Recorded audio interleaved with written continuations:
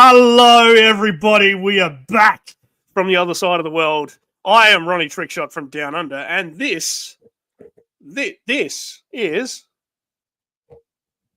What's your name?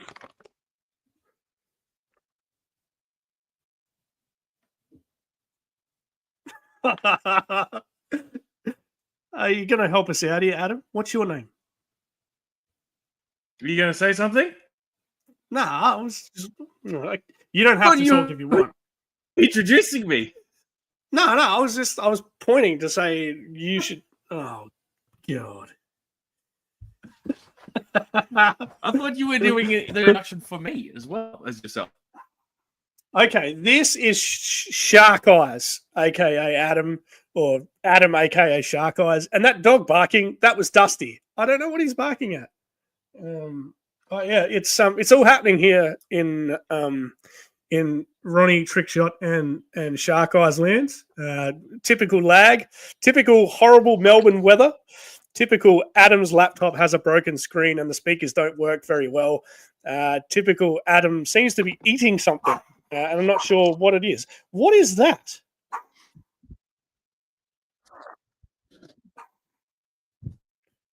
All right, I guess we're just listening to me talk. What is what? What are you eating, bro? What? What are you eating? Oh, yeah. That's a good question. I'm eating, Aaron, the last of my cherry sours from Bucky's. Okay. We will get into that a little bit later. Until then, though, we will... I have two left. Yeah. Last two. There they go. It's the end of an era. We will have a quick look at the chat while your computer tries to catch up. How's that sound?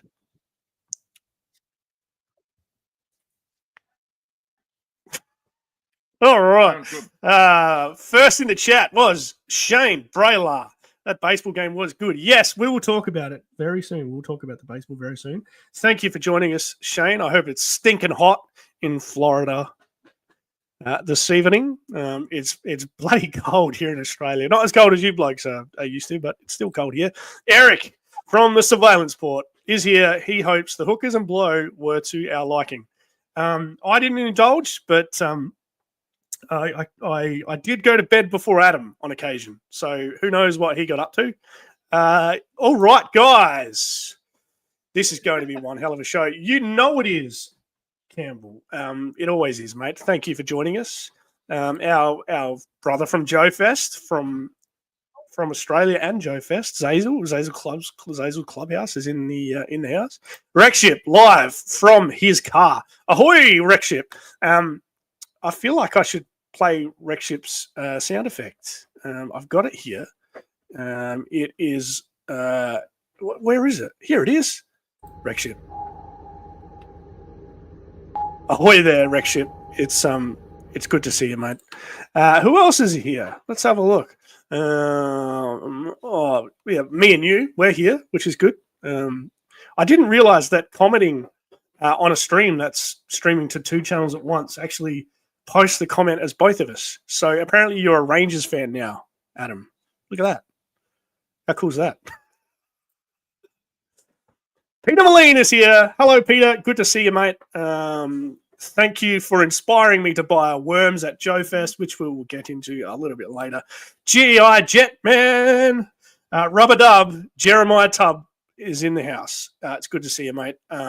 Just posted a video, actually, a little bit of a rant on the HasLab. So I'll definitely check that out when I jump off of this stream with Adam.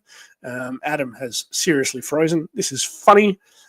Chaplin's assistant Motorpod, a.k.a. Gary, did a great stream just before ours on the Cobra Mamba. So if you haven't watched that, go back and check it out. It was his 100th stream, which is a massive milestone. Featured Casey and Wes. So well done, Casey and Wes. It was a great show, and well done to Gary as well. We've got Bill K here as well. Hello, Bill. Good to see you again, mate. Hope you're enjoying those comics that I gave you a big tip on picking up. They're pretty good. So, mate, you enjoy. You just remember who hooked you up with those. Fantasia Workshop is here as well. He made it to another show live. That's 2 in a row, mate. You're 2 from 2. How good is that? That is very, very cool. Wreckship reckons cancel it and try again.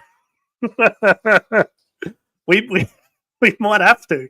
Adam has completely dropped out now. I'm sure he'll be back. I've got my phone close by. We'll see what he says. Oh, he sent me a voice message. This could be interesting. I don't know whether to play it because knowing Adam, there could be some colourful language in that voice message. But I need to. I suppose I need to. This thing's lagging like a motherfucker. I'm going to reboot. Did you hear that? Here, I'll play it. This thing's lagging like a motherfucker. I'm going to reboot. That is so funny. Yeah, I'm sure Adam will join us momentarily. His laptop actually has a big crack through the middle of the screen, and he refuses to wear headphones because they hurt his ears. It was certainly fun traveling with him in the US. Treasures for Trigger, Phil, all the way from the land of the rising sun via the land of the long white cloud. Good to see you, Phil. And we, of course, have a media asset for Phil. It is this. Domo arigatou gozaimashita. Domo arigatou gozaimashita. Thank you for joining us, Phil. It's good to see you. Who else is here? Wes has dropped past from his stream with Gary. Good to see you, Wes. Happy birthday, mate, for the other day. Wes actually put up a video on his birthday about the Strato Viper and the Night Raven. And he actually had his childhood Night Raven there. And it was on the anniversary of him getting it, which was, of course, his birthday. So thank you for joining us, Wes. Looks like Adam's back. Any better now, Adam? He's going. Who's that? I am one with the StreamYard. The StreamYard is one with me. Things seem to be working okay for now, Aaron. Good. Peter Molly says it's typical. It is typical. It just happens to all of us all the time. 3-star draw is in the house. Hello, 3-star. Me and you, mate. Me, you, and Stanley. We were the original swimming pool visitors. Excuse me. Hang on a second. I was up at the pool before you, buddy. Oh no, but were you in the pool before me? No, I was sitting poolside before you. I was in it before you. I was shirtless and in it with Darren and Stanley in his what we'll get back to this. Gary wants us to talk about the Vegemite. Eric says that you're eating dick.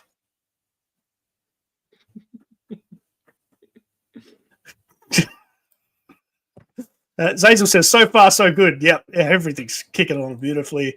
Is Outback Steakhouse in Australia? I don't think so. No. Nope. Why would we have an Outback Steakhouse when you could just go and get an Outback steak anywhere? A pub. Yeah, it's called a pub. Absolutely. We don't have a blooming onion either. Yeah. Look, the run-up is here. Hello, the run-up all the way from New Zealand. There's a couple of Kiwis in the house today. There's Kiwi. There's the run-up. Cheers, there's Phil. Good to see it. Hope you guys are doing well. I've been watching you on Instagram and YouTube when you've popped up from time to time. You're just beginning your streaming journey. Keep it up. I'm looking forward to seeing some more stuff from you. JoeFan84 is here. And hello to Mr. S, who I'm told might be watching. Mr. S is JoeFan's 11-year-old son, who is apparently my biggest fan now. Has been watching my videos on repeat, which is great. Steve, GR Jokers, the best account on Instagram. Good to see you, Steve. Have I missed anyone? I think everyone's here. Everyone's saying hello to everyone else. Yeah, oh, here we go. Casey's here. Hello, Casey. We've got a media asset for him. Where is Orko? Where is Orko? Where is Orko? Oh, where's Orko? I can't find Orko. Sorry, Casey. You'll just have to pretend I did it. Oh, I do have Zazel's. I do have Zazel's sound effect though. Hey, buddy. Hey, buddy. Good to see you, Zazel. Oh, look at this guy, Matthew Matson. Thank you, sir. We'll get into how Matthew helped us out when we were in the States very shortly. Joe, wrong about these, Matthew. You were not wrong. You're not wrong about the cherry sours. Thank you, Matthew. Mr. S is watching. So hello, Mr. S. Hope you're doing well, young fella. Okay. You can only play 30 seconds of his message anymore, and he can hit you with a copyright strike. I played your voice message live while you dropped out at him. Ah, gotcha. Yep. So sorry, Mr. S. It's all good. It's all good. It's all good. I'm told Mr. S has heard far worse at middle school. So yeah, look, there's lots happening in the chat. Sorry if I missed any of you. Cobra Emperor 6, crikey, everyone's rustling in. He reckons he's got 1,000 GI Joes. That's nuts. That's Absolutely unbelievable. Numbers right there. Yep. Everybody's talking to everyone. This is like everyone's meet up and just yeah. Yep. Kelly has confirmed it is actually Kelly. So good to see you, Kelly. Lots of stuff happening. Unbelievable. Oh, look, Krusty Old Crow, all the way from Canada. Hello, Krusty Old Crow. Good to see you. There's heaps of people here, Adam. Like, did people miss us? Fuck if I know. Maybe. I think they did. I don't know. All right, now, before we talk about America, you need to get some things off your chest. So, content warning for everyone that is a little bit sensitive, which is no one in here. I think everyone can take it. But look, I will give you the floor, Adam, because we are streaming to my channel and your channel for the very first time in history. Because I was the dumb mug that paid $400 thinking it was Australian dollars for the StreamYard subscription. But that's allowed us to stream to both of our channels simultaneously. I will give you the floor to get those things off your chest. And while you do that, for everyone who doesn't want to listen to you, I will open this package that arrived yesterday. So fire away, man. Well, firstly, considering that both of us were sick, and getting stuff off our chest, this is very timely because I still have this lingering cough from a souvenir from our trip away. It won't go away. It won't fuck off, but hopefully it will. But anyway, I've got a list, Aaron. It's gonna be a minute for me to get through it. All right. We're gonna start with whining. This week, Aaron, there's been a lot of whining online in the Joe community. Whining about this, whining about that. Actually, before you start, we should say we're not the drama channel because every channel that talks about drama. No. This is not about being dramatic. This is just but just in case, grievances. Just in case, everyone who talks about the drama says they're not the drama channel. So I just had to throw that in there. But go on. No, this is not pointed at really anyone specifically. So it's a blanket kind of rant. Whining. Anyway. So, whether it's been people missing out on Breaker and not being able to find Breaker at their local targets, boo-hoo. Or if it's people who got up in arms because the Hasbro team offered up the Ore Striker and Slice and Dice at SDCC, boo-hoo. These toys, Aaron, I'm listening. They come and go. They're in stores. They're in online stores. You can get them domestically. You can get them internationally. They're not rare. Yeah. They're not rare. We're not talking about gold bullion here or hen's teeth. I don't know, something else that's considered extremely rare. They're just toys. But people can't complain, can't help themselves, can't get out of their own way to jump online and have a cry. You know, the people who went to SDCC and got those things, good on them. They were fortunate enough to go. They had the money to pay for a ticket to travel or to attend. And so why shouldn't they get something cool while they're there? When we were in Augusta, Georgia for JoeFest, you, Aaron, lined up with me to help get one of these for Bobby B. I did. And I got one for myself. Didn't I? You were there. Yep. You can attest to this. Yeah. Yep. And what did I do, Aaron? What did I do? I went back and put this in my room, didn't I? Along with Bobby B's. And then Lawrence, a punk with toys, sent Bobby B's his stuff. Oh, no. Oh, I was waiting for this one. Leave this one on screen. Leave this one on screen for perpetuity, all right? Because, I'm not whining, mate. I'm just letting off the clip here, all right? Leave this up. Don't take it down. And no more interruptions because I'm not done yet, Aaron. So keep reading your book. So I broke my train of thought. That's right. This guy. This guy here. So I went back, took it to my room, didn't fucking review it, didn't jump online and go, whoa, I've got to get this out. I've got to get a review out. I left it in my fucking room and went back and enjoyed myself at the fucking event we were at. Yeah. Why?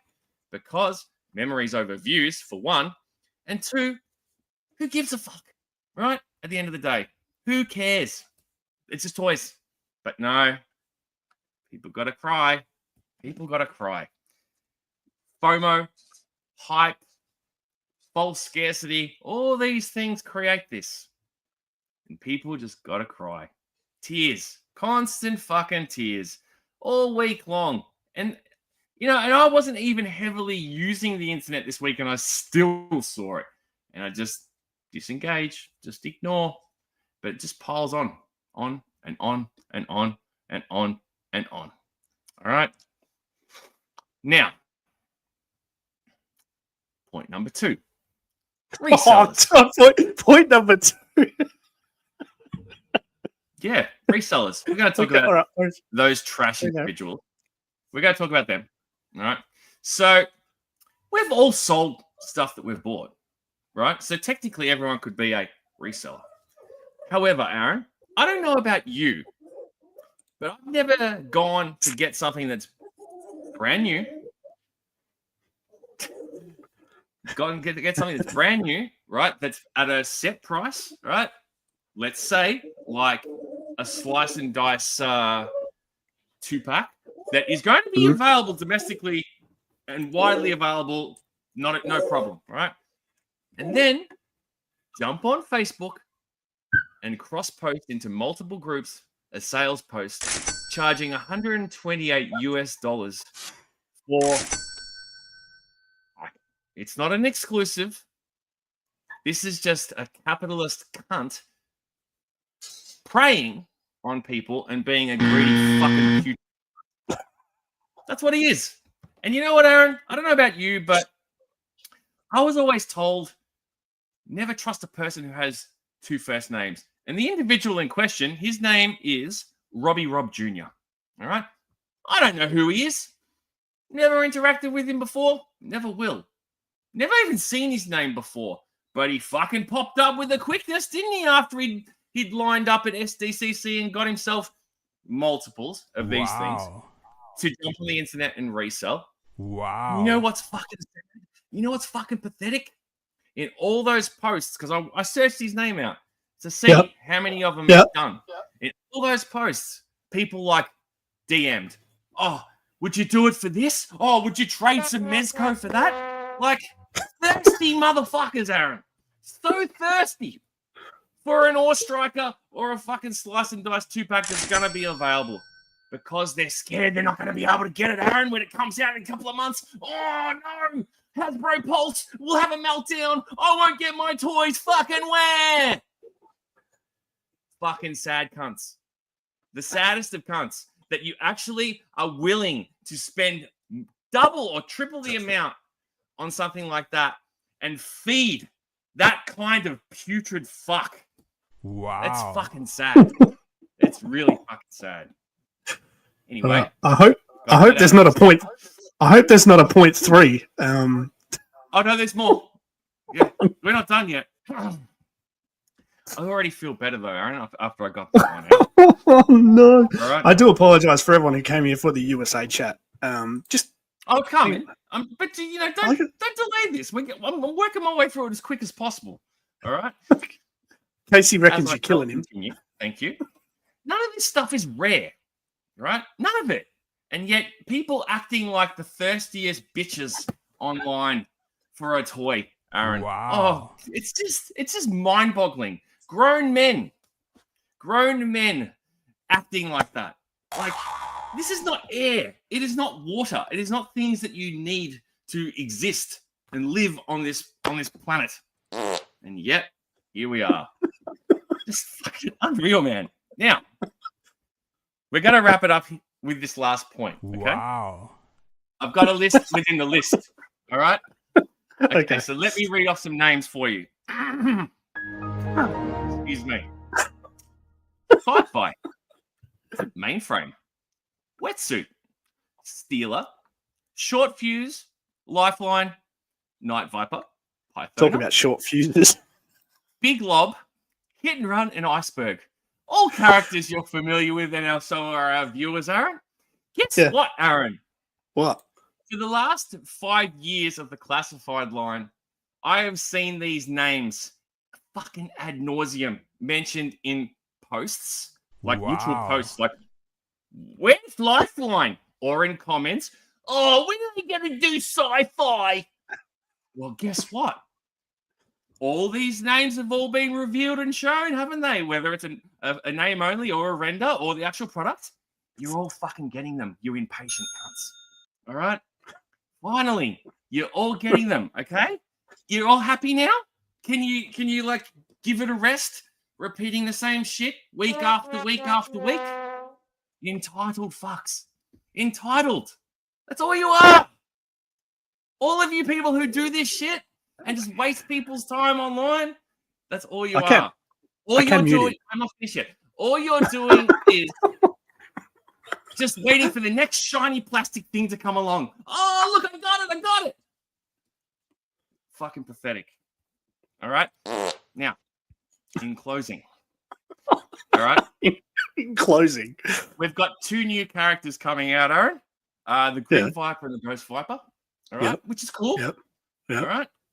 Compared to the aforementioned list of names of familiar faces, what a lot of these dumb fucks don't realize and can't grasp is that new characters being created help the longevity of the line. But instead, you see these sort of comments, Aaron. Where's Zap? Why did we get sci-fi before we got Flash? You fucking man babies. Shut the fuck up. And this is it now. We're at the tail end. Sorry, mate. Very tail end. All right. Yeah. Footloose, Darklon, Blowtorch, Retro Viper, Cobra Claws, the Snake Armor, the Ore Striker, Slice and Dice, the Cold Sliver Set, and the Rattler HasLab have all pretty much appeared in America in the last month or so, or over the course of the last month. Some of them are just arriving now. So I don't ever want to fucking hear anyone get in my mentions on any of my videos or any of my posts and say, oh, you get everything first, Adam. Oh. There's a proof. There's a proof right there. So please refer back to this portion of the video in future. All right, please feel free to take a snippet of it. Maybe I'll even take a snippet of it and just like play it for anyone who complains that myself or other people in the world get something first. Okay? And that's the end, Aaron. I'm done. Wow. And you know what I'd like to do, Aaron? Yeah. Put a cherry on top. There you go. you. Secondhand embarrassment is real. Thank you, Zazel. It is. It is. Lots of great comments here. Fantastic. Zazel says you lost your mind and we're reaping the benefits. Yes, we are. Wes agrees with you. Eric's calling you a moody bitch.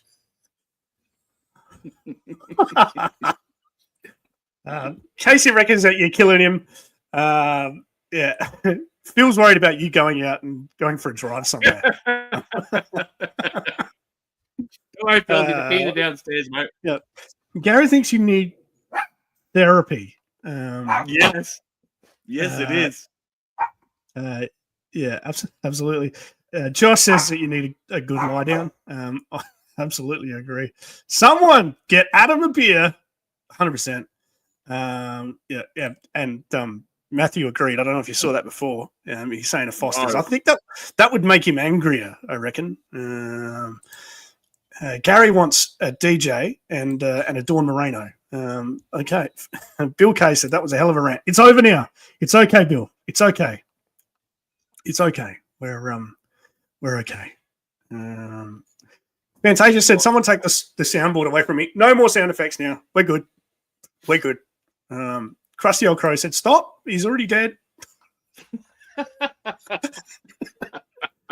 Cobra Amper wanted me to block you. Johnny Reno. Hello, Johnny Reno. Good to see you, mate.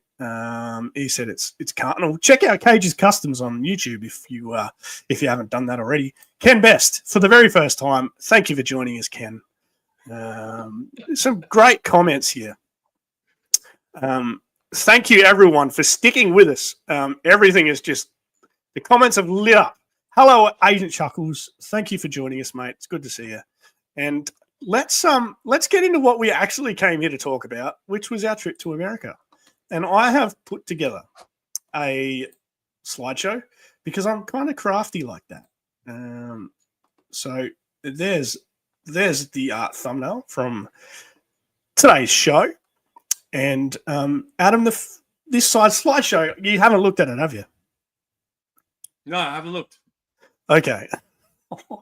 Some of these comments. Holy mackerel. Oh my gosh. Yeah, get him a Jimmy. Yeah, absolutely. Sugar levels are bottoming out. Okay, so this slideshow, Adam, I've put together with mostly my photographs, but some ring-in photographs, and they're in order of our trip. So I thought we'd just have a look at some of these photos and go through our American trip from go to woe. The first photo is a photo that I've borrowed from the internet, and it's this one. Can you explain to me why I might have put this as the first slide? I mean, it's an overhead locker. I don't feel like this overhead locker is midway through the flight. If you get my drift. Yeah. Hello, Johnny Sorensen. He's just dropped in. Good to see you, Johnny. So flight's over, pretty eventful. I flew from Adelaide to Melbourne, where I waited for Adam to rock up the airport. Then we jumped on a Fiji Airways flight to Nadi, which was fairly uneventful. We even had an exit row, and the plane was kind of empty. Beautiful flight to Nadi. Then we jumped on the plane from Nadi to Dallas, Texas, and that plane was full.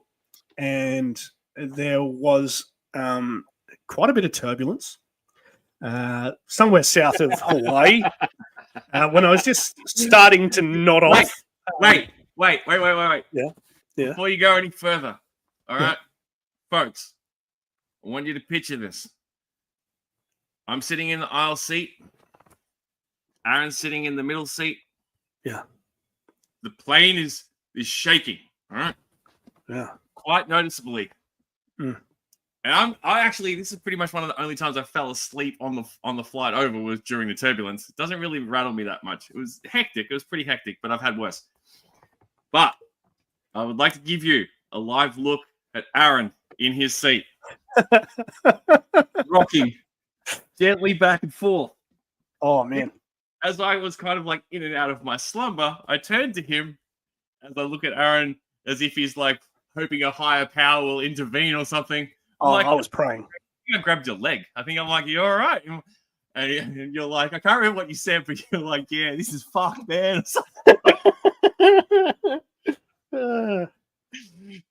Turbulence was bad. It was bad. Yep, it was bad.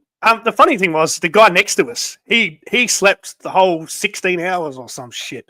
He was a Belgian man that had just done the Cairns Ironman competition. So he was dead. He slept the whole way. But me, I was having problems. But that's not the worst thing that happened on the flight. Poor old Adam had an older gentleman in the seat behind him who jumped up mid-flight in the middle of the night in the darkness and opened the overhead compartment. And because of said turbulence, a bag fell out of the compartment and pretty well almost killed Adam. And it was the only time the Belgian marathon runner next to me woke up because it was his laptop. So Adam was hit by a flying laptop. You're fucking hurt. Yeah. It caught me by surprise, that's for sure. It was. But you know what I didn't do, Aaron? I What? didn't have a fucking cry about it, did I? No. No. Which.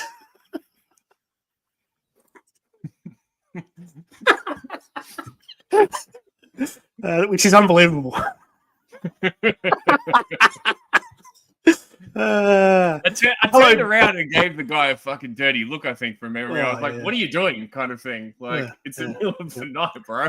I actually thought it was going to go down. So I took it upon myself to go for a walk at that point. There was quite a kerfuffle and I just appeared down the back of the plane. Benny, Benzino, Orozco, good to see you, brother. It's great to have you along. Fantasia says, I hope the turbulence didn't turn him against flying. Statistically speaking, it's the safest way to travel. Yes, I keep telling myself that. And look, the rest of our flights were amazing, to be honest, apart from getting the lurgy on the way back. This sounds like a wonderful time. It was good. So we landed in Dallas and this was an interesting experience as well. There was quite a lineup to clear the TSA, but we cleared it, bro. Yeah, fucking that gives me PTSD, bro. That was the worst. Yeah, Adam by this point hadn't slept very much at all for 18 hours and 40 minutes, Aaron. Yeah, and the lineup was it wasn't as long as I thought it might be, but it was moving pretty slowly. So a little bit, you know, and like anyone who's flown within America will know, where you might have, let's say, 6 counters, but they'll have like 3 open, and on one counter you might have a TSA agent who's like, "Yeah, come on in, welcome to the country, pal," and like fucking like usher you through. But then the other 2 will be fucking like passport. Yeah. Oh, Adam sort of expects. What are you doing in this country? Like, you know what I mean? Like, so yeah, we got that. That was fun. Yeah, we got that guy. We got through though, and then we managed to find an Uber, and the weather was quite warm. It was hot, wasn't it? Bro, how long was that line though? Like, for a little bit more subject context, it was at least fucking an hour, bro. We're in that line, I reckon. Yeah, absolutely. Yeah. It was. But you know, it was what I expected to be honest. So I wasn't too concerned. So yeah, we got through. Zazel said he flew business class. Yeah, stop it. We're actually going to do that next time. We've planned to do that. And Cobra Empress says Americans work 12 to 14 hour days. That's why we Americans are pussies. We work. So Cobra Emperor isn't an American. Jeez, I reckon you've just annoyed half the people in the chat, Cobra Emperor. But we'll come back. Anyway, we got an Uber. We went to our. He's from Australia. I don't think. I don't know. not sure. Tell us where you're from. Where are you Cobra from, Emperor Cobra 6. Emperor guy? Let us know. Yeah. So, anyways, we jump on an Uber. We go to our hotel because we've got a couple of days layover in Dallas, and the hotel was pretty basic. The lady checking us in at the counter, she was pretty basic as well. She wasn't basic. Yep. She was just a rude bitch. That's what she was. Look, honestly, if she could have thrown us our room key from the next room, she would have. That was What good about fun. when I asked her about the shower, bro? The first thing you want to do after a 24 hours travel is have a shower. So there I was in my jocks trying to get the shower to work, and I couldn't. So I asked Adam to come and fiddle with the shower. He couldn't get to work, so we had to go back down to the front desk, get the lady at the front desk to get the shower to work for us. And Aaron wasn't present when I asked her about the shower, but when I asked her, it was like I was asking her to kill her firstborn child. Like, you know what I mean? Like the look of disdain on her face was just like, it should work. Yeah. I'm like, bitch, just come and fucking have a look at it. All right. Yeah. So we had a shower. We limped around to a little diner around the corner from the hotel, and that was great. We had a nice burger and a beer, and went back to our hotel. And I collapsed in a screaming heap, which didn't help Adam at all. Okay, bit more context here. Aaron, when he says collapsed in a screaming heap, like he hopped into bed, and like I'm not kidding you, within 2 minutes, because I need to paint a picture a bit more for you. He had like this eye mask thing, which was pretty cool. And it wasn't for ear, it wasn't earmuffs either. It was just the eyes, right? Yeah, just the eyes. So this thing like fully encased his eyes, kind of like I don't know something, and like glasses. And within 2 minutes, he was asleep and snoring. And I'm not talking like, I'm talking fucking like the fucking roof was gonna fly off the fucking Motel 6. Like I'm just looking over like, how did this happen so quickly? And then it continued to happen. But go on, Aaron. Yeah, so Adam didn't get any sleep that night, but I did, which was great. So we arrived the next morning, and we got some things to do. And I think the first thing we did was go and get some breakfast. And this is where I had my first experience with American serving sizes. I thought I'd get something light for breakfast, ordered some crepes, and they brought out some half a table's worth, which was amazing. What did you have, Adam? You had some grits or something, didn't you? No, I didn't have grits. I had biscuit. I had biscuit and gravy. Yeah, biscuits and gravy. And bacon. Yeah, but that was fun. And then we went into town and we went to Dealey Plaza, which was good fun too. We went to see those boxes there, Aaron? Yeah. They contain all the rattlers that people haven't got yet, that Hasbro hasn't shipped yet, and the people are complaining about. Where's my rattler? I want my rattler. I really need my rattler. And if you look off to the right, you can see a bucket that contains the tears of all those people as well. I think it's too soon to be cracking those jokes. No, we're at a very serious place here. At the site of John F. Kennedy's assassination. That's rich coming from you, mate. Do we want to talk about my comment? No, I don't think you should. I feel worries. like I might have offended enough people for one stream, Aaron. Yeah. So send us a DM if you want to know what I said in the foyer of that museum. It was very lowbrow. So anyway, that's where Lee Harvey Oswald shot at the president. Upstairs, there was some artwork done by school children at the time. Yep, and some of that artwork was was pretty confronting. So a 7-year-old kid drew that. Kids are always going to tell the truth. Someone called Finkus Rebot from Martorell, Spain, is currently calling me. Do you think it's a scammer? Finkus Should I answer it? No, he's hung up. He's hung up. Okay. It's probably Eric. Matthew Matson wants his rattler. Yeah. Yeah. You know, And mate. Just hang in there. Joe says it's an amazing experience. It was. Dealey Plaza was amazing. Yeah. Speaking about lowbrow jokes. Even better the second time round for me. Zazel, my joke was very much along the same lines. The place did blow our minds. And yeah, Eric said it was him on the phone. So yeah, upstairs at that museum, there was some very interesting artwork. It's amazing how kids see things, and obviously the assassination of JK was a very, very real and poignant moment in American history. So yeah, that was among some of the highlights of that museum. That's the view from the next window over. You can see the X on the ground where Kennedy was killed.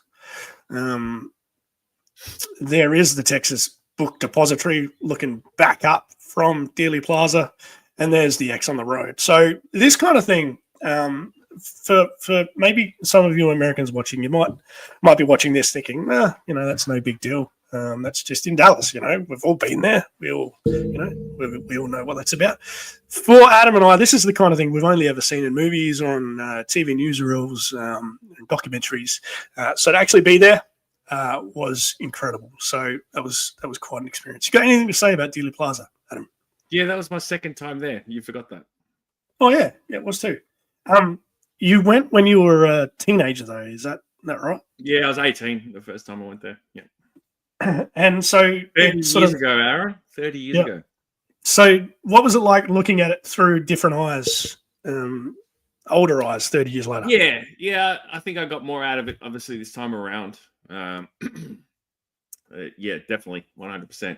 And I think it had improved the actual overall exhibition since that time. So, fair enough. So from there, we made our way to Dallas Vintage Toys, which is one of the biggest toy shops. Well, it's the biggest toy shop that I've ever seen. Let's be honest. But it's one of the biggest toy shops in the States. Would that be fair to say? They got a shop and a warehouse. Yeah, it'd be up there for sure. Yeah. Amazing place. Absolutely amazing place. Loved it. If you're in Dallas anytime soon, put Dallas Vintage Toys on your itinerary. Head down there and have a look. The people are great, and the vintage and new toys that they have in there just will blow your mind. So check it out. Adam, what did you pick up at Dallas Vintage Toys? I got a couple of Build-A-Figure parts for my Marvel Legends Armadillo, I think, from memory. Yep. And I think that was it. So, not much there. Yeah. So you'd been looking for those Build-A-Figure parts for yonks, and you casually asked over the course of last year. Yeah. Casually asked Dorian, the gentleman that was working there, whether he had any, and he said, "Sure, I've got a massive tub of them. Do you want to have a look through?" So he pulled the tub out, and you went sifting through, and for all of $5 each, you picked up all these parts to complete that big hairy figure that you were building. What was that hairy figure called? He's not really hairy. He's more scaly. He's like an armadillo. He's not. Yeah. Phil wants to know, how did the prices compare to Australia? Well, in that shop, I think they were on par. I reckon by the time you can on par to like a store like Lobos, in the sense that they obviously, it's being bricks and mortar. They will buy collections and stuff like that, but then they'll put their markup on it. So not going to be the low end of kind of purchasing, so to speak. So about the same. But look, just being there and chatting to people, they've got, like I said, bricks and mortar. It's always, you feel good about going there. So you always don't mind paying a little bit extra, I suppose, as compared to to buying something online because you're there, you can see it in the flesh. It's on the shelf. It's exciting. They have a high rollers room out the back, so you walk through this doorway, which is sculpted like a life-size Castle Grayskull. So you walk through the drawbridge of the Castle Grayskull, and out the back they've got this high rollers room where everything is in acrylic, and they've basically got all of these G.I. Joe figures and vehicles in acrylic cases, along with Star Wars, along with Master of the Universe, along with Transformers. Amazing. Absolutely blew my mind. So shout out to Frostbite's G.I. Joe Repro because he loves an acrylic case, Aaron, if you're absolutely does. Yeah, absolutely it does. You'd love it, Lenny. If you're watching, you'd love to go there and get some acrylic in your life. Yep, absolutely he would. So Dallas Vintage Toys was fantastic, and we can certainly recommend heading there. It's called the Jawbridge, actually. Yes. Actually. I guess it is.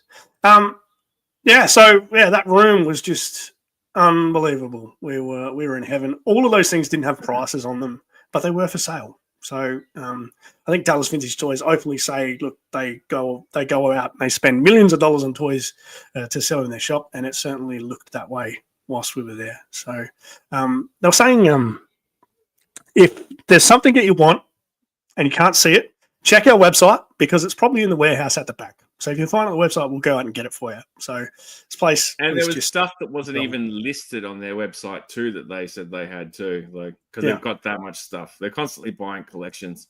Yeah. One thing I did notice while we were there was a sign on the wall. I don't know if you saw it, but I didn't point it out to you. But they were like, now buying G.I. Joe Classified. Like that was the top of the list. I can't remember what else was on it, but which brings me to something I just spotted in this photo. If you look down to the bottom right, that's a retro-carded Crimson Guard classified figure, but it's the one that has Snake Eyes within the package. It's it was a mistake. Yeah, it's a mistake. And we can't see it here, but remember that what I pointed out to you, there was it was a Techno Viper box which had scrap iron in it, I think it was. Remember that? Yeah, which was another mistake which I'd come across. Yeah. Stanley's checked in. He says competing streams, 3 stars live. We know very well that 3 stars live. He only decided a few hours ago that he wanted to go live. We had this program for quite a while, and we actually programmed it this time so we wouldn't clash with Gary after moving it from last weekend so we wouldn't clash with Kiwi and Zazel. So you just can't win. Sorry, Stanley. But look, rest assured, you can watch either of us on the replay, and this stream won't get old because there's memories in this stream, and we're not talking about news from SDCC, so it's not going to get old. So stick around if you want, or watch 3 star if you want. We're not fussed. There's room for everyone in this space. And I will say this, when we say we as YouTubers plan these things, we're of course mindful of not overlapping with other channels and stuff like that, especially people we're friendly with. But guess what? Sometimes it's just gonna fucking happen because we live on the other side of the world to other people who might be streaming in America. We are time zone challenged at the best of times. I wake up this morning, I've got to play catch up on all the Joe news from SDCC and photos and all that bullshit and conversations. Look, it happens. It's no big deal. It's just fucking YouTube. Who cares? Absolutely. So that was Dallas Vintage Toys. And from there, we headed to Globe Life Stadium to watch a Texas Rangers game. And before we did that, we went to Texas Live. So after all the hassles we had getting there, and after feeling a bit worse for wear the night before, we weren't even halfway through the next day, and it was well worth the trip already. Texas Live was unbelievable. Adam was saying, "Can we get a beer? Can we get a beer? Can we get a beer?" And I was saying, "I haven't finished looking. That's not what you said. Basically, we came into this this big bar area where you see the giant screens here, and we had a short amount of time. before the actual game started and to get to our seats. So Aaron was fizzing his undies over this giant TV screen, and I wanted to get a beer, but he's like, "Oh, can we just get one inside?" Essentially, I said, "Yeah, absolutely, that's fine." We wanted to check this thing out, and he was quite enamored with how many screens and how big they were. And look, it was fucking impressive. I'm not going to lie. Yeah. It would have been cool to even just sit there and watch the game, but yeah, we had tickets, so we didn't. Yeah, it was amazing. It was amazing. Josh says, looks like we did a lot. We did, mate. We did do a lot. What did we think of American beer? Well, we hadn't had one really until that point, but we're about to. We're definitely about to. Benny says he's only here because he wants a Christmas card from you. Okay, fair enough. So amazing. Texas Live was amazing, and we lined up to get into Globe Life Field, which was pretty painless once we found the gate. Inside, we had to go for a bit of a stroll and circumnavigate pretty much the entire stadium, but we got there. Yep. Wes wants to know if we saw the little 7-Eleven out the front. Yes, we did. We saw it a few times, actually. It was shut, I think, after the game when we wanted to get a drink. Yeah, it was. Yeah. Which is like 7-Elevens aren't supposed to close, which was ironic. Yeah. So the stadium was amazing. It was near on 100 degrees outside. Inside, it was beautiful and cool. We sucked out a few beers, ate $1 hot dogs, and watched the baseball. The Rangers lost, but I'm a Rangers convert forever now. So bandwagon. Yeah, well, maybe. Yeah, well, they won the World Series in 2023, so maybe not. Hey, listen, I'm not sure they're having a winning season at the moment. So let's not forget also the other meaning of why you bought that cap. T is for trick shot. You said trick shot. You said this to me. I had to think about it for a while. Trick shot, you dickhead. Yeah, I know. Yeah, I said that. Yeah.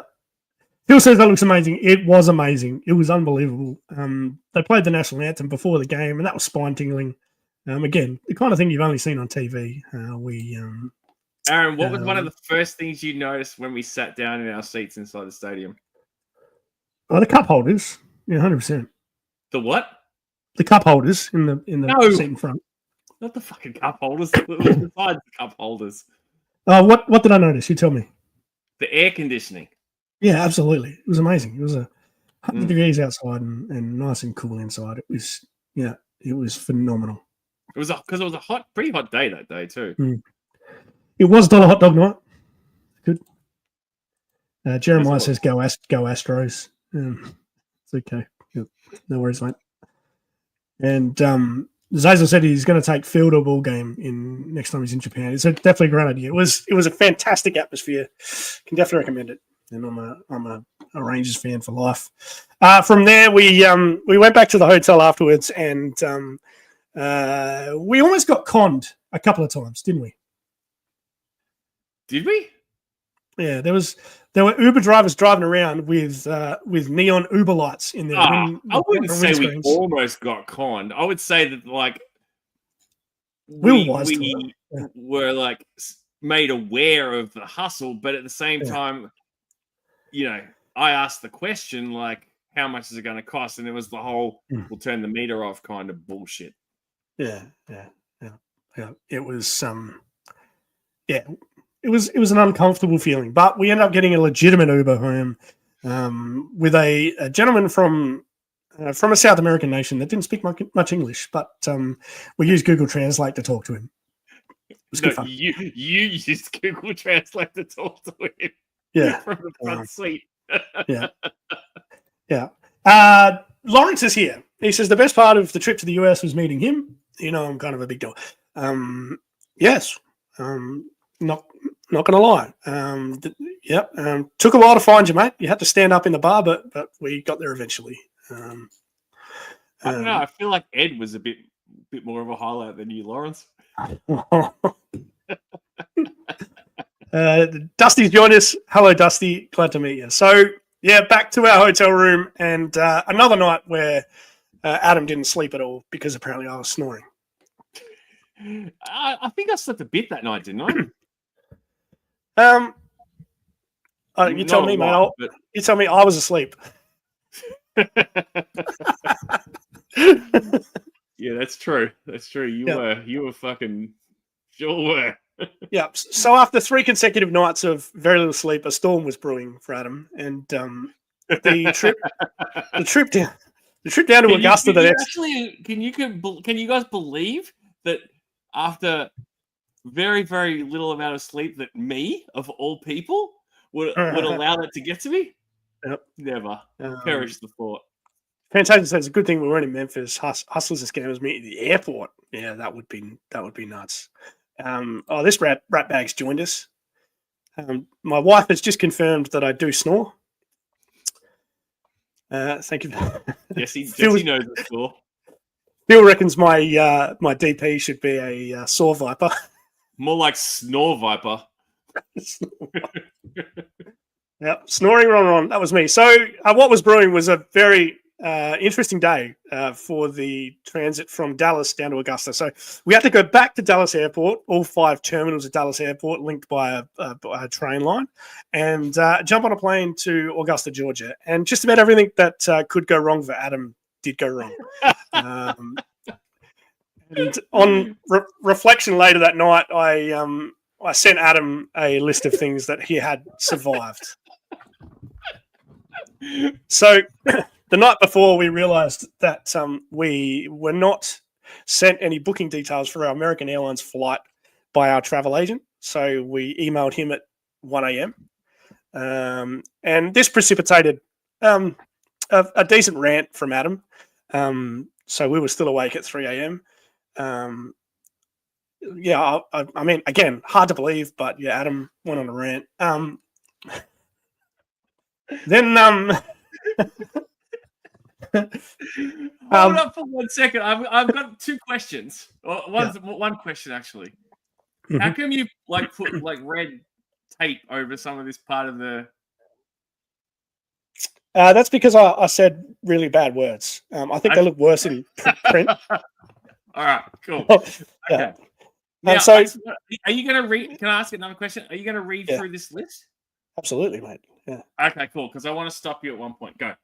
All right. So Adam's still awake at 3 a.m. and he realizes he needs to put more money on his travel card, and can't do that for some strange reason. And that would become an issue for most of the rest of the day. The next morning, we decided to get the hotel shuttle to the airport, and a busted up old van driven by I think it was a Mexican guy arrived, and it was like we just jumped on a Kentucky tour, to be completely honest. Yeah, it was quite an experience getting in that van, and a lady, a Karen from Alabama, and her mother got on the van at one point, and her mother refused to sit next to any of us because apparently she gets claustrophobic. And Adam got to. She was an older lady.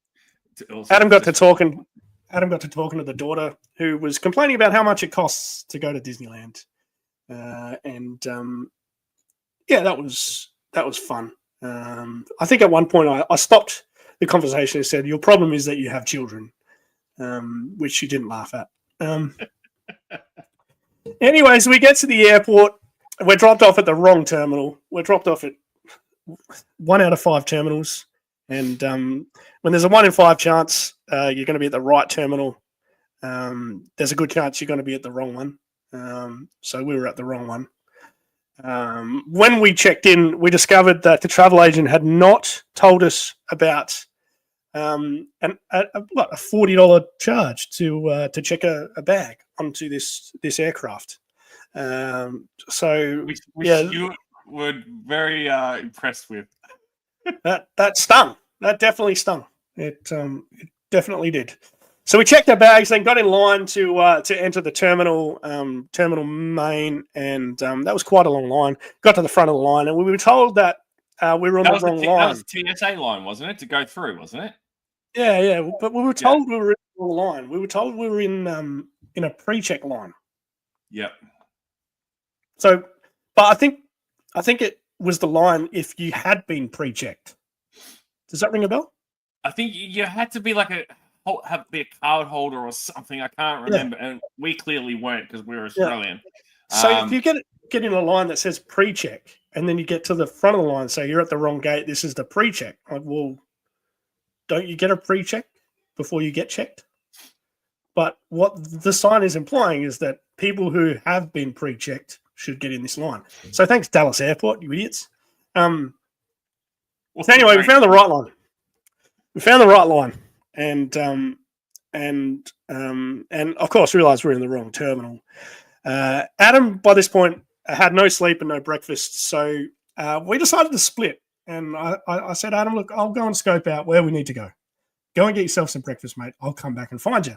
So I've gone upstairs, noting at this point that Adam was he was simmering, just bubbling along. You ever seen that video of like volcanoes when like the lava is just kind of like bubbling? That's what it was like. Yeah. So I said, look, if we need to find each other, we'll get in touch via our phones. The problem was that Adam's wasn't working. Optus, no good in the US. I give you the big tip. So, So anyways, I decided after catching the train to the other terminal that I would get back on the train and go back to the wrong terminal to try and find Adam. And when I got off the train and started going down the escalator, lo and behold, I saw Adam coming up the up escalator with an armful of food. So I promptly turned around and ran up the down escalator to meet Adam. And then we got back on the train again. Him for the first time, me for the third time. Adam didn't talk to me for the entire trip down to the other terminal, but that's okay. That's all right. I would have preferred that to the alternative. Absolutely, it was the wise move because I was both hangry and fucking exhausted. And like all I wanted to do was sit the fuck down and eat. And I'm 6'2", man. Like traveling for me is not fucking fun. I can't just like slide into an economy seat and be like, oh, fuck it, this is great. And on top of that, what's that? Particularly when your travel partners kept you up all night. Well, yeah, and on top of that, sleep deprivation, like, you know, it doesn't make for a good mix. So you eat your food, you've gone down to the toilet, you've stormed off down to the toilet, and then a couple of minutes later, I saw you walking back, and you just walked straight past me without looking at me. After that, you came back and sat down. I said, "What's wrong?" He said, "Oh, the first toilet I went to was disgusting." So the terminal E36 toilets at Dallas Airport looked like they'd had a bomb hit them. We sit down in the terminal, what we thought was a comfortable spot, and there was a young man next to us who started snorting randomly. Do you want to give the folks at home a rendition? No, you do it. You do it. It's pretty much close to how it was. Yeah. It was disgusting. So anyways, the little plane rocks up and they tell us at this point that we need tickets for our carry-on. So it's the second time in a day that we've had a strange surprise involving luggage. We get the tickets for our carry-on and board the plane, only to find that the kid that was snorting next to us was now seated behind us. So for 3 hours to Augusta, he was snorting.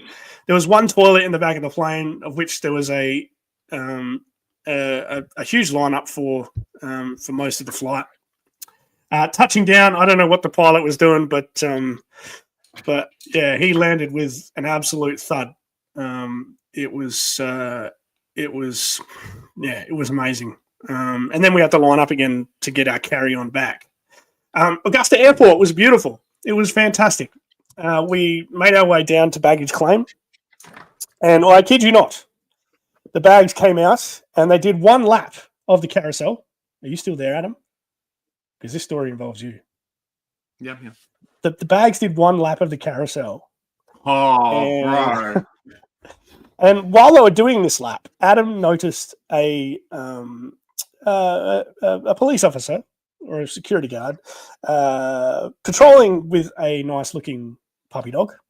And Adam, being the dog lover that he is, had to say hello to the dog. So he walked over to say hello to the dog. And while he was saying hello to the dog, his bag went back behind the scenes, as we would say. It's come out on the carousel, gone back outside, I suppose. At which point the carousel stopped and the doors came down, and Adam was left without a bag. And so did another lady as well. And so did another lady. While all of this was happening, Which was odd because normally those things just keep on coming around, like giving you ample amount of time to get your bag. But the Augusta terminal employee was like, "Yeah, you know what? I'm done." This person had one revolution of the thing to get their bag. No, just going to shut the doors. Like, break time. Yep. And while all of this is happening, Adam cannot get any reception on his phone, so he's just about snatched it at this point. I can't actually see what's on the screen. I might have to make this full screen so I can see. So after still not working, we did get Adam's bag eventually, and we went out and booked an Uber, which came pretty quickly.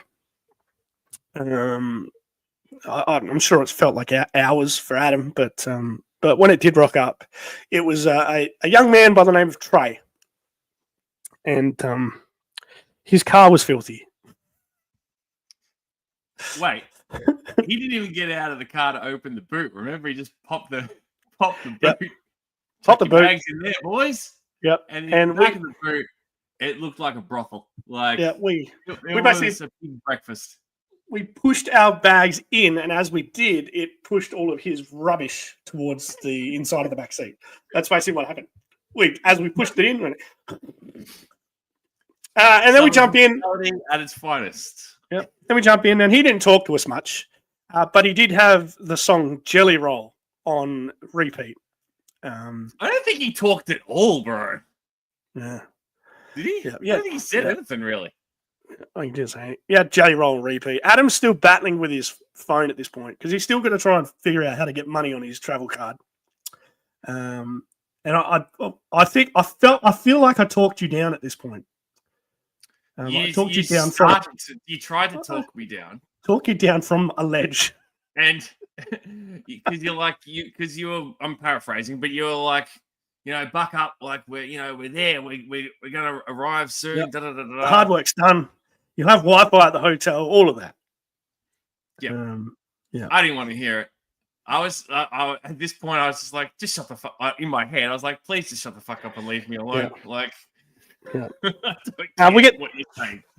We get to the hotel, and the experience of the hotel initially was phenomenal, and we'll get into that very shortly. But after settling into the hotel and heading downstairs to get some food after showering off and maybe even a little bit of a nap, I can't remember, but Adam ordered a pizza where the cheese would just not break. There's a lot of cheese. So just when he thought he'd arrived, he found himself winding cheese around his fork. So that was all the things that we survived in transit. Bad thing, though. That was good, yeah. But that was all the things we survived in transit from Dallas to Augusta. It was an amazing day. Wes says nothing worse than getting an Uber and it's filthy. Everyone's saying hello. Everyone's saying hello to my wife. It's funny. That's the first time I've ever had an Uber experience like that ever. Yeah. I mean, at the end of the day, it was funny more than anything. It wasn't like, oh god, it's dirty. Like, oh, we can't get in here. It's just funny. Like, trade became a punchline after that. Yeah, absolutely. It was nuts. So, anyways, JoeFest though, we hadn't told anyone we were going. We told Casey, I think, but we hadn't told anyone. Casey and Tony were the only ones that knew. Yeah. So we pulled up in the atrium to the hotel, and we spotted Casey and Eric standing around out the front, and I casually jumped out of the car and said, "G'day, blokes, how's it going?" And Eric couldn't quite believe what he was seeing. And then we basically, one by one, met all of the guys that we know from online. Back it up a second. Yeah. As the car we were in turned into the hotel concourse, lack of a better word, the boys were all out the front, like you said, and you were up at the window because you were facing them on the passenger side of the car. You were up at the window like this, waving your ass off at Eric, and Eric did a double take when he saw you, and he was just like, because I watched his face, and he's like going like this when he saw you like doing these ones, and then you jumped out of the car. Yeah. All right, it was amazing. It was amazing.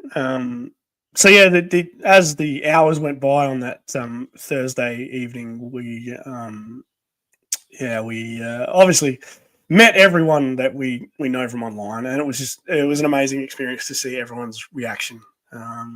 Zazel, Lawrence, Tony, Wes, Gary, putting names to faces, Shane Brayler, so many guys. Josh rocked up a little bit later. 3-Star and Pop, they all rocked up. I think maybe the next day, but it was just amazing to see everyone's reaction. Felt like absolute rock stars. It was awesome. So thanks so much to everyone for making us feel welcome. Wes said it was a wonderful surprise. Jay Astro, thank you for joining us, mate. And Mrs. Trixot says that she knew. No. Zaza says it's a shame. He had a pretty easy run from Canada to the USA. Yeah. It was just, I think in hindsight, it was just I don't think it was that bad. It was just we'd been at it quite a long time. So, that's true. Like I've said to you over the course of the trip, that's traveling for you. You get days where things aren't going to go pan out, for the best. That's just what sometimes happens. But at the end of the day, we got there without any delays.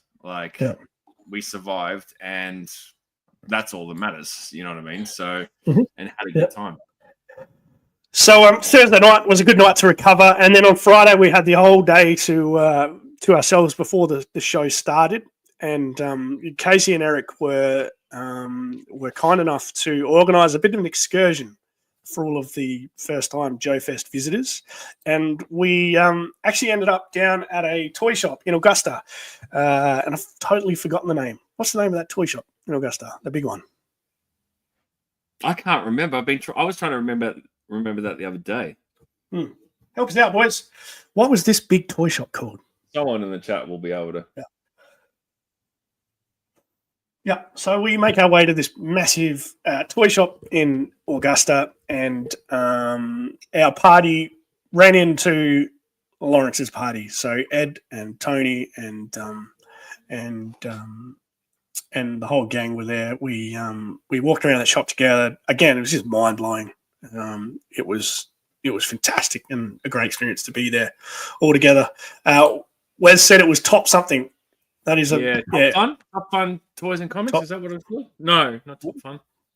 Top Dog. Top Dog. Top Dog. Yeah, Top Dog. That's right. Yeah. Top Dog. Top Dog Comics, I think it was called.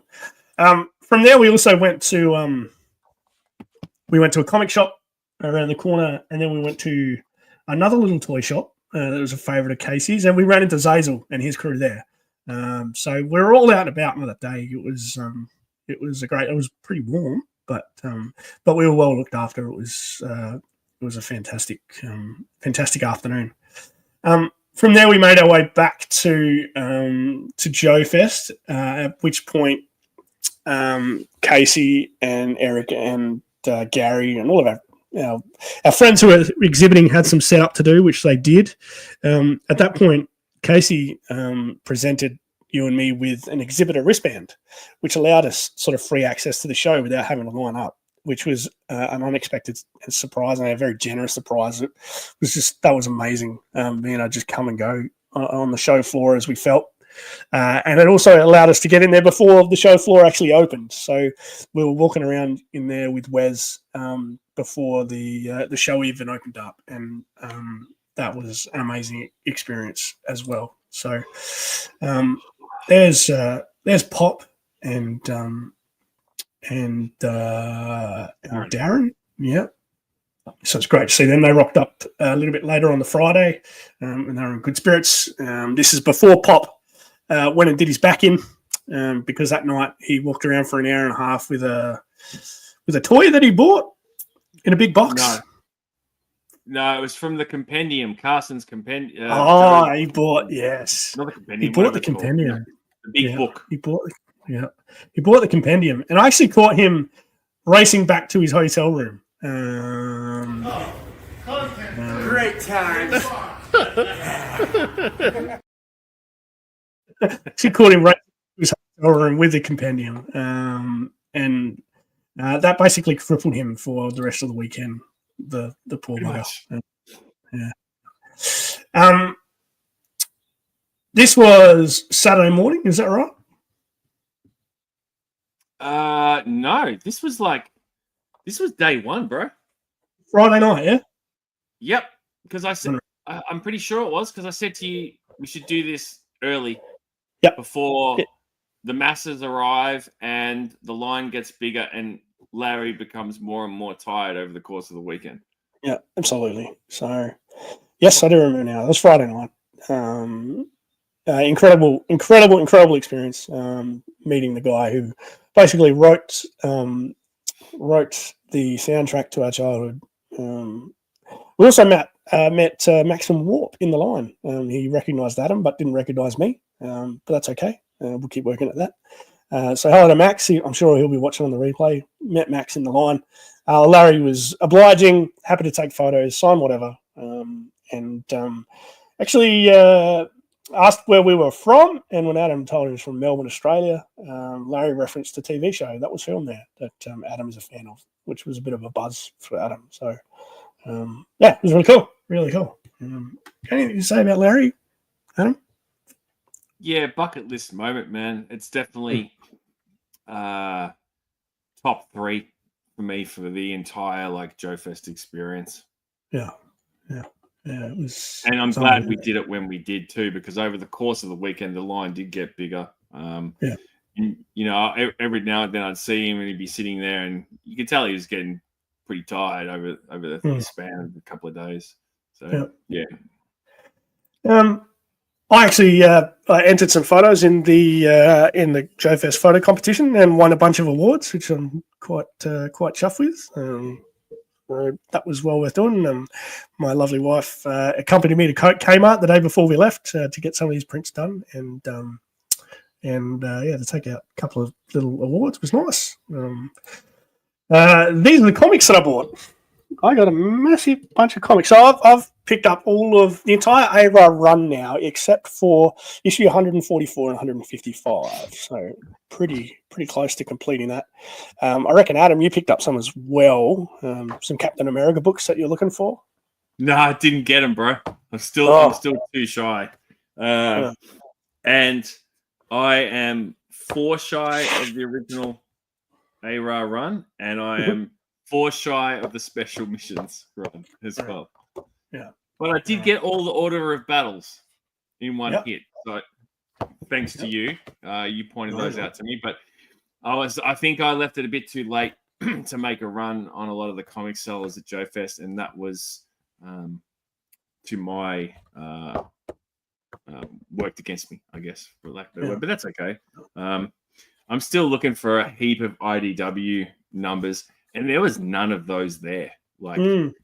IDW, like the ARA IDW run, there was sweet Fanny Adams on that front. So yeah, if you have a lead on basically numbers from 196 to 285 in the IDW ARA run, hit me up on the Instagrams or Facebook or whatever. Leave a comment on this video even. We can get in touch. It's good. Make something happen, perhaps. Yeah.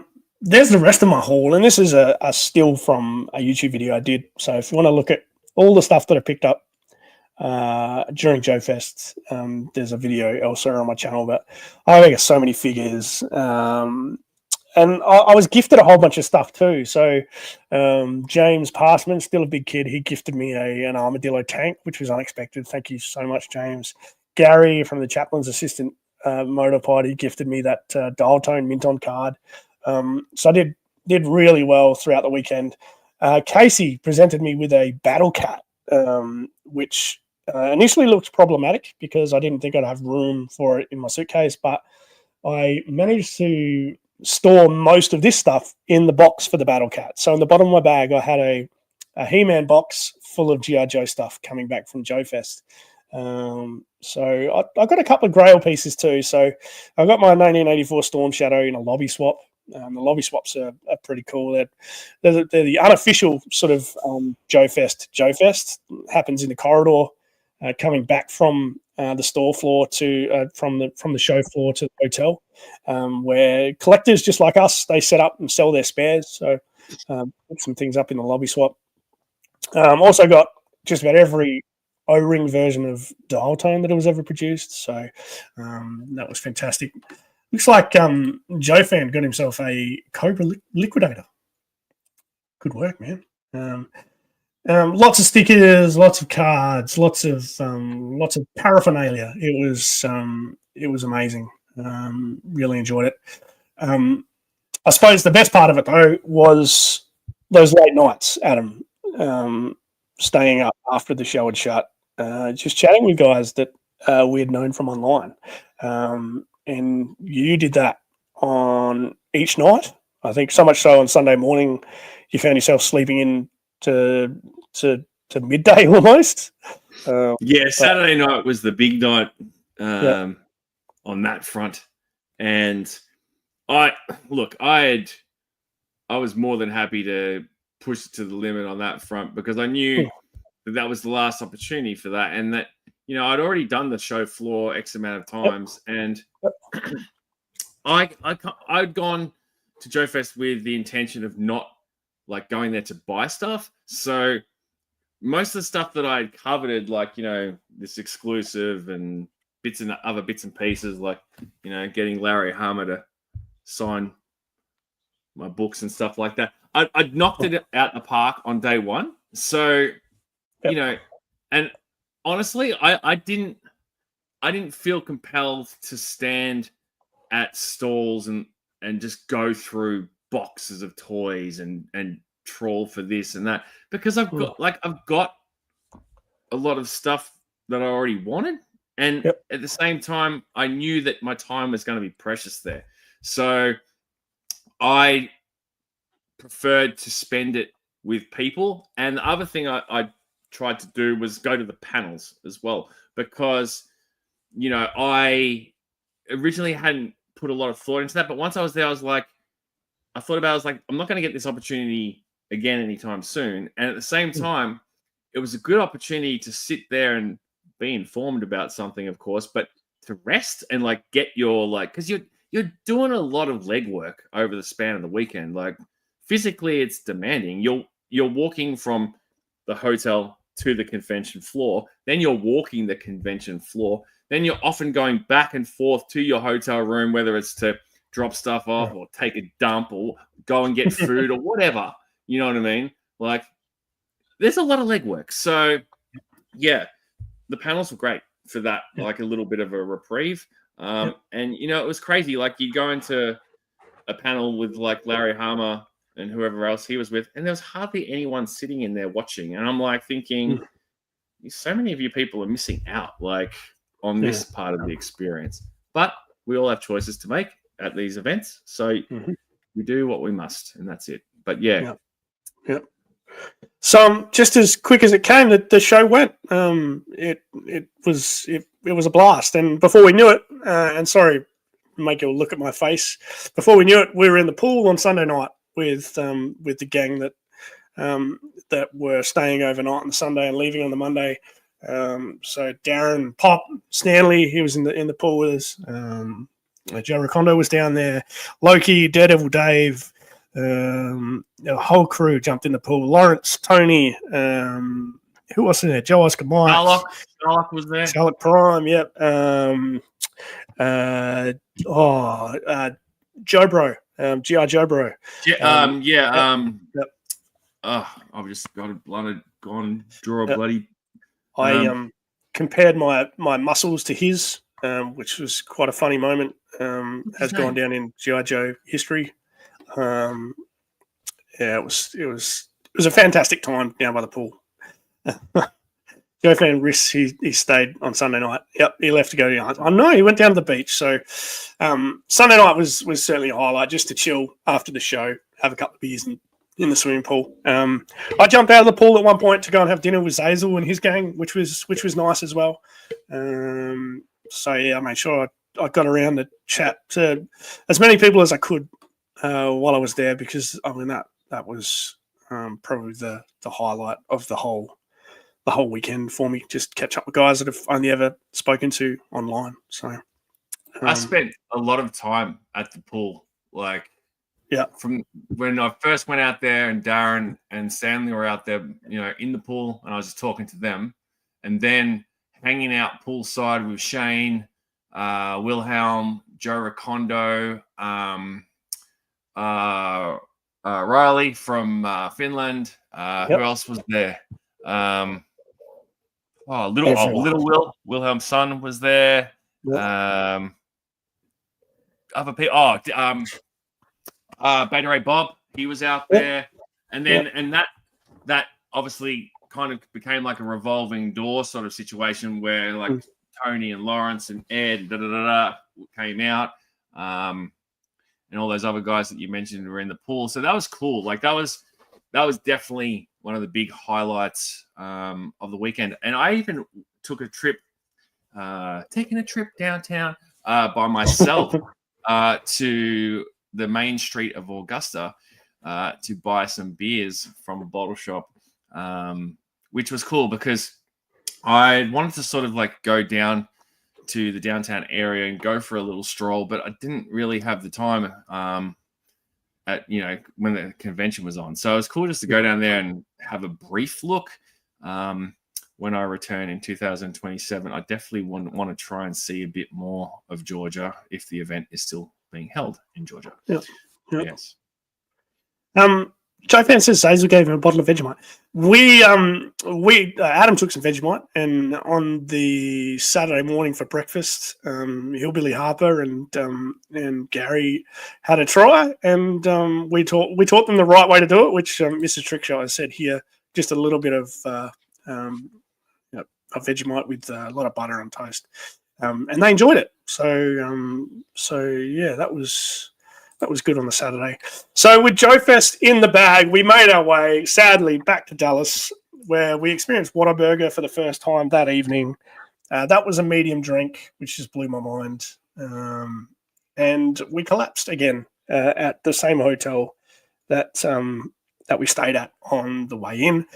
The next morning, we got an Uber. And we went out to Retro Madness, another toy shop, and across the road from Retro Madness was a Waffle House, which Adam went to for the second time of the weekend, because Casey and Eric had taken us to a Waffle House earlier in the weekend, the fourth oldest Waffle House in Georgia. Yep, far away. Just to quickly back up for a second, Aaron is admitting the fact that night we did collapse at the hotel. I slept like a baby, despite the fact that Aaron was again chainsawing his ass off through his nose. Didn't matter. I was that tired from the events of Augusta that I think I fell asleep. Did I fall asleep before you even? Maybe I can't remember. Maybe that night. Maybe I did. I can't remember. But I fell asleep quickly. Possibly. Yeah, it was good. Possibly. It was good. Yeah. So Waffle House for the second time that weekend on the Monday. It was actually on the corner of Deuce Road and Brown Trail Road, which I thought was kind of funny. Yeah, because if you do a Deuce, you're going to leave a Brown Trail. Shout out to Larry. I'm sure he'd be watching this on the replay. Skid Mark Larry. Zazel says Waffle House is an event. Yep, it absolutely is. It was great. So we were hanging around there, and a car pulls in, and it's none other than this guy, the great, the one, the only, the great Matthew Matson. Took us for a burn around Dallas, which was fantastic. It was awesome. Took us to another couple of comic shops, and then on the way out, we went to a Buc-ee's, and Buc-ee's just blew our mind. It was amazing. Got anything to say about that, Adam? Yeah, Buc-ee's was fucking awesome. I can't wait to go back to a Buc-ee's. I might even have to like hit Matthew up for like a Buc-ee's care package. We'll talk, Matthew. We'll talk. Joe Pan had a little scare when he got back. Woke up at 3 a.m. His blood pressure real high. His legs were feeling strange. And the doc said he overdid it. It definitely was one of those weekends just running around at JoeFest. Was unreal. So Buc-ee's was amazing. It was when we first arrived into Augusta. It's fair. Buc-ee's was amazing. It was amazing, and it was amazing to catch up with Matthew and see a little bit of Dallas Fort Worth that we wouldn't have otherwise seen. Yeah, he did a great job for us. We saw a fair bit of Dallas Fort Worth because of Matthew's driving of us around from 1 point way over here to 1 point way over there.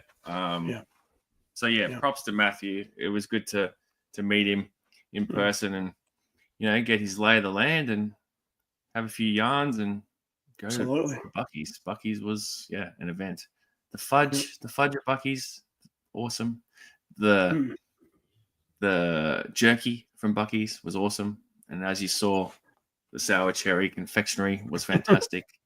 There was many treats to be had at Buc-ee's, Aaron. I could have spent a lot longer in Buc-ee's and just gone to town on food, just food alone.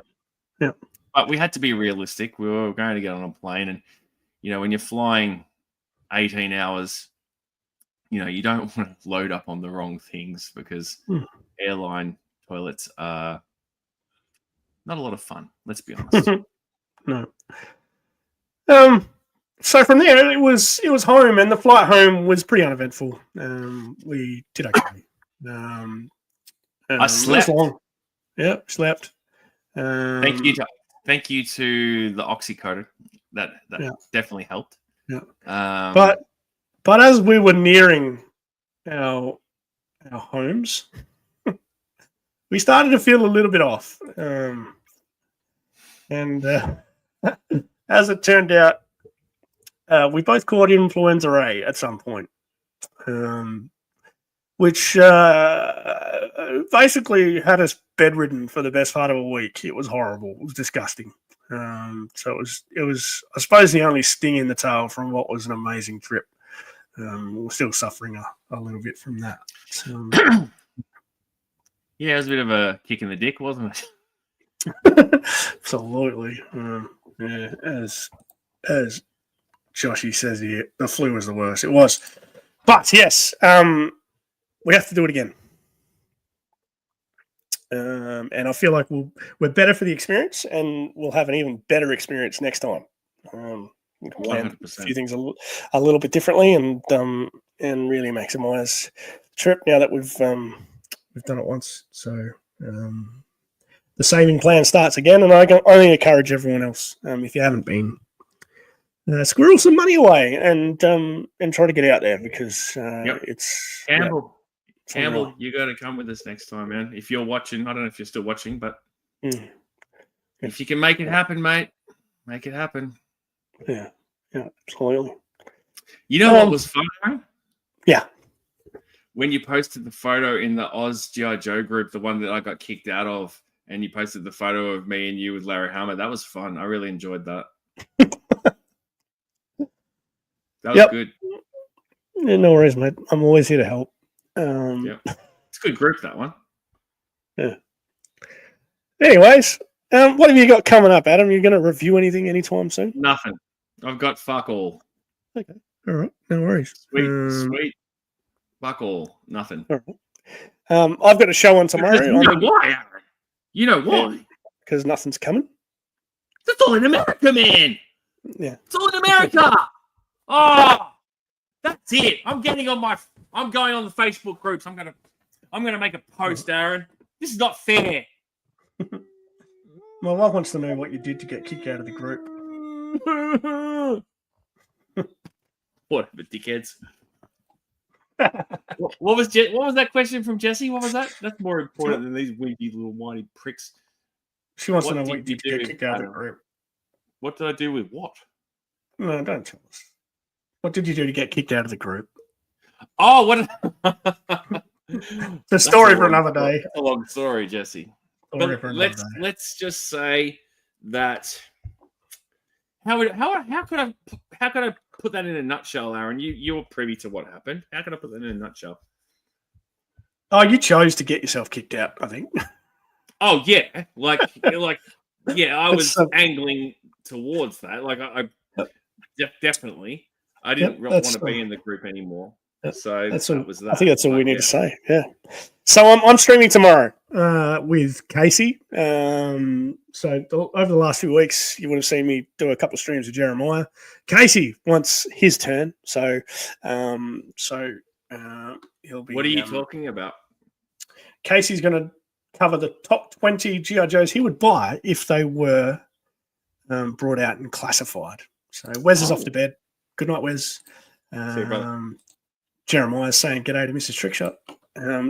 So yeah, I'll be on with Casey tomorrow morning, my time, Saturday night, US time. That should be heaps of fun. Looking forward to that. And I think Jeremiah and Kiwi and I are cooking up something for next weekend as well. So Kiwi's going to try and make himself available on Saturday morning. So a bit on the horizon for Ronnie Trickshot. And of course, Adam, if an idea comes to us, we'll certainly go live and maximize this silly amount of money that we've spent on this StreamYard subscription. So, yeah, if you're still watching us, probably a good chance to jump over and say good day to Darren and maybe Pop and whoever else is over there. But unless you've got anything else to add, Adam, I reckon we might call it quits, eh? Beg your pardon? We might call it quits, eh? Unless I've got something else to add. Yeah. Oh, I would just like to add that it was a fantastic time traveling. Absolutely was. With you, Aaron. Oh, snoring and angst and sleep deprivation aside, and Optus connectivity issues. The good far outweighed the wrinkles. Look, I think we make amazing travel partners, mate. When need someone to go, that's you, and when you need someone to go, that's me. So, we complement each other beautifully. I 100% agree. I 100% agree. There was times where I would say to you, look, don't blow your whole wad now. We've still got JoeFest on the horizon, and there'd be times where you'd be like, hey, Adam, da da da da. Like 100%. You need that. That's what it's all about. It was fun. It was a lot of fun. Yeah, it was good. It's really good. Yeah. If you made it this far, thank you so much for sticking with us. Thank you especially to Josh. Josh has stayed with us right to the end, and Mrs. Trickshot and Johnny Reno. We've still got 8 people in here, which is just amazing. But yeah, it's always good to have our friends watching us babble on about random stuff as we do. Head over and say hello to Darren, which is what I reckon I might do now. And we will see you next time on the Ronnie and the Shark Show.